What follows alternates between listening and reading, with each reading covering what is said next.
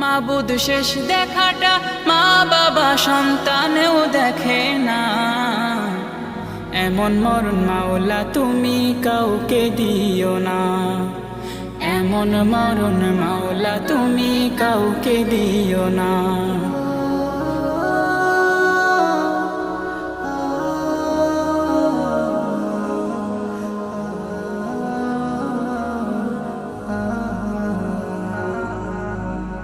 যে মরণ লাশ হলে কেউ চায় না গোসল দিতে, আসে না ছেলে বাবার কফিন কাঁধে নিতে।